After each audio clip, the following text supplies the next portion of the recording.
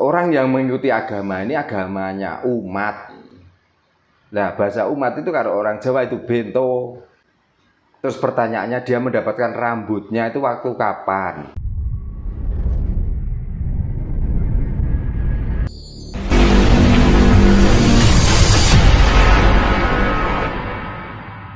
Lagian kalau agama sudah dibawa ke sini dan disiarkan, apakah negara tanpa agama itu nggak bisa berdiri tuh kira-kira?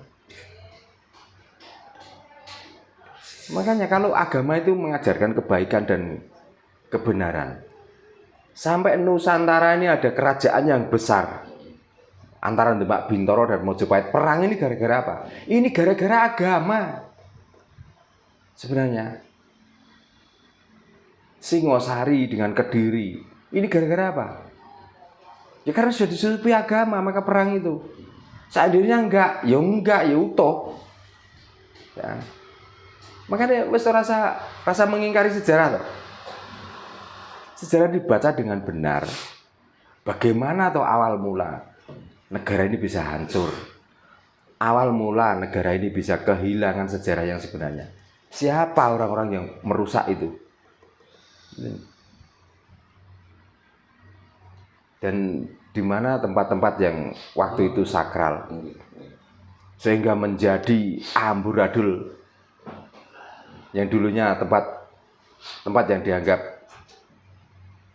sakral, sekarang malah jadi tempat wisata. Coba agak bisnis Pak sekarang Pak. Nah makanya Candi Borobudur itu kalau difungsikan sesuai dengan awal, orang datang ke sana itu takut bukan berarti karena candinya, tapi begitu menghargai keindahan bangunan itu dan begitu mahir insinyurnya yang membuat sehingga menjadi bangunan seperti itu, mestinya masih ada. Tapi kalau sudah dikarciskan, sekarang menjadi tontonan, padahal itu tempat tuntunan bagi kita mestinya, tapi sekarang menjadi tontonan, kesakralannya hilang. Nah ini negara itu kelihatannya itu nggak paham dengan itu, karena masih didukung orang apa? Ya didukung orang-orang berkedok agama itu. Oh, ya. Makanya carilah pemimpin yang non agama mestinya. Untuk apa pemimpin kok? Pak, saya dapat kiriman dari teman di Pati Pak. Yeah. Ini juga lucu sebetulnya. Yeah. Ini ada air Pak. Yeah. Nah di sana itu katanya dipakai media untuk ru'yah. Yeah. Tulisannya lucu Pak. Air celupan rambut Rasulullah SAW yang sama-sama. Yeah. Nah ini mulai aneh 2.500 dijual 1.000. Ya kurang ajar loh Pak. Nah iya. Nah itulah otak bisnis itu, begitu kejamnya. Ya, bahkan orang yang menjadi panutan pun berani mengambil rambutnya dan dicelupkan. Terus pertanyaannya, daripada rambutnya mendingan mayate kabeh dikom kalau diombe. Wis karuan. Orang kalau sudah mati, sudah dikubur itu mempunyai kesaktian apa toh? Siapapun orangnya. Meskipun apa kesaktiannya? Buktinya kalau dia masih sakti, didatangi orang yang begitu banyak, bangun dia. Karena orang sakti ya. Nyatanya mati, dia dikubur juga enggak. Wis ora ubah, ora ontek, diujurno ngalor ya pacet mujur ngalor, enggak pernah berubah mujur ngidul. Kok rambute balunge lo keduk kabeh nakom naombe. Gitu loh. Nah itulah orang-orang sesat, orang-orang yang berpikir picik sampai seperti itu. Katanya percaya dengan orang saja nggak boleh, menyembah orang tidak boleh. Tapi ternyata dengan bersandar Rasulullah yang mengaku keturunannya, yang mengaku cucunya, dia minta dihormati, minta disembah dan lain sebagainya. Pertanyaannya sekarang, Rasulullah itu di mana atau sekarang? Gitu loh. Makanya jangan menceritakan waktu hidup tentang kematian. Setelah mati ini lo ceritakan dia itu di mana. Gitu loh. Kok rambutnya, patoke lo dikom. Karuan. Jadi orang mati itu tuh gak ada, orang yang sakti itu gak ada. Justru kalau kita itu pengen sakti, tirulah perjalanan orang yang dianggap sakti itu loh. Apa tuh yang membuat dia sakti? Rata-rata orang sakti itu perilakunya bagus. Siji ucapan ora mencela-mencele, uteke ora patek koplak. Itu. Nek ucapane sik mencela-mencele uteke sik koplak kok ngaku aja meneh kok putune Rasul, mbok Nabi. Putune Adam ngono lho. Karuan. Menisan Pak ya. Nah, menisan. Tapi yo kok gak sadar-sadar Pak wong ini Pak. Sudah saya udah ngomong toh Mas, orang yang mengikuti agama ini agamanya umat. Nah, bahasa umat itu kalau orang Jawa itu bento.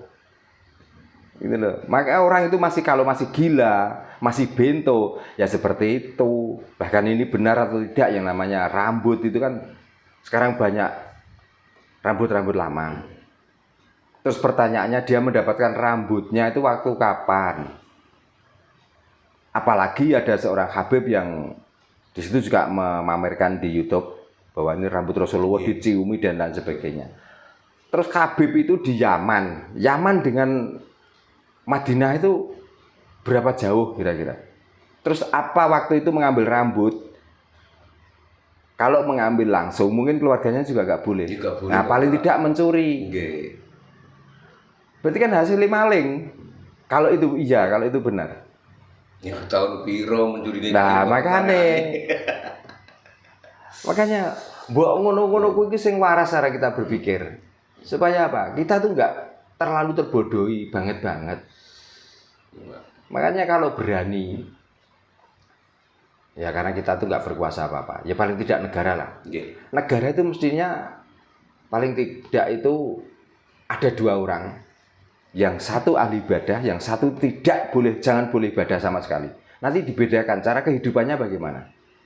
Itu aja loh enak. Jadi nanti itu bisa dibuat contoh.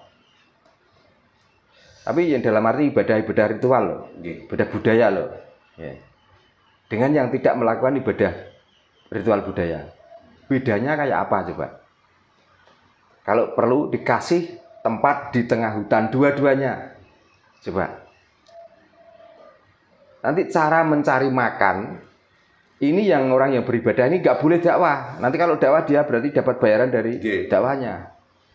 Dilepas di tengah-tengah hutan dibuatkan rumah, tapi jangan diberi fasilitas. Mati disip Pak. Ya jajal kok.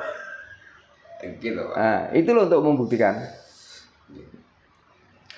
Kemarin Pak ketika ada ruatan di sini ya, lo sama Pak Yani juga ngobrol Pak lah ini.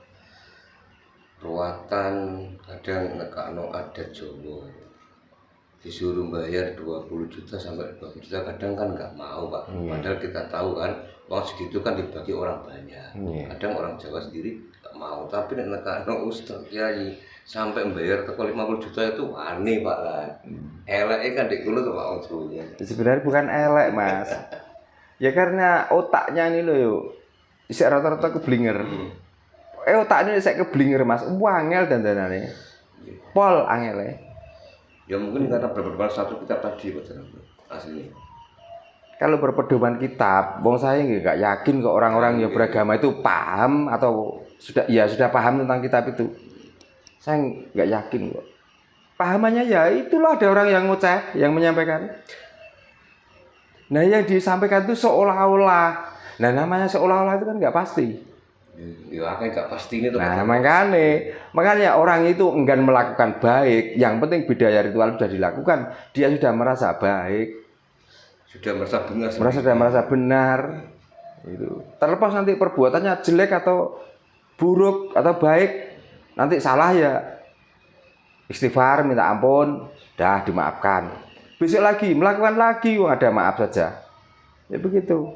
Kalau orang Jawa pedomannya becik ke titik, olo ketoro. Jadi bukan sekali ini saya melakukan nanti langsung dapat imbalannya, bukan. Tapi yang ditakutkan suatu saat saya juga akan memetik. Kalau saya nggak memetik, takut saya, anak cucu saya. Itu pedoman orang Jawa. Makanya daripada begitu ya sudahlah, kita berbuat baik saja. Takutnya apa? Takutnya nanti kalau di akhirat nggak ada penilaian atau urusan tentang perbuatan baik. Dan buruk kalau ada, berarti saya sudah Tolong. melakukan. Kalau nggak ada, lumayan saya di dunia sudah melakukan kebaikan. Gitu. Artinya apa? Mengukir namaku sendiri bahwa saya bukan termasuk orang jelek, saya termasuk orang baik. Nah, ukuran baik bagaimana? Ya semampunya. Entah apa dipaksa-paksa. Masa melakukan kebaikan itu harus melaparkan perut dan mendahagakan tenggorokan 1 bulan, itu perbuatan baik. Itu salahmu dhewe. Lapo mbok lesok-lesokno, lapo mbok ngelak-ngelakno. Ya sapa sing nganggur ya Pak? Sapa sing ngangkon? Nggih. Monggo kok pengen tambahan. Nggih, sampun Pak Darlo matur suwun nggih. Rahayu. Nggih, rahayu.